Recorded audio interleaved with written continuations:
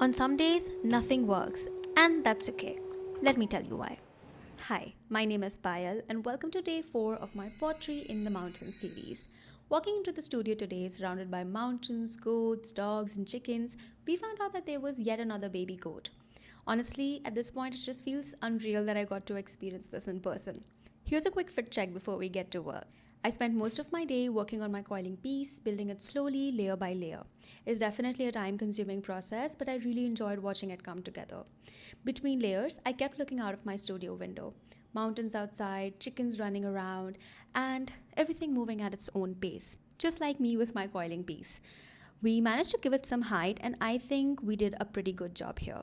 I also spent some time smoothing the edges and filling tiny cracks in my pinch bowls before adding any further details to them.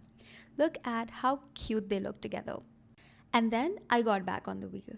Today was one of those days where nothing worked.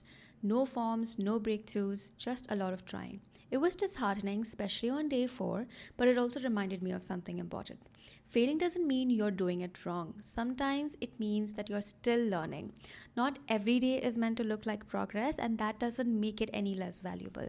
Pottery has a quiet way of teaching patience, of asking you to show up even when nothing turns out the way you hoped. I ended the day with a hot cup of coffee, watching the sunset, and reflecting on my experience today.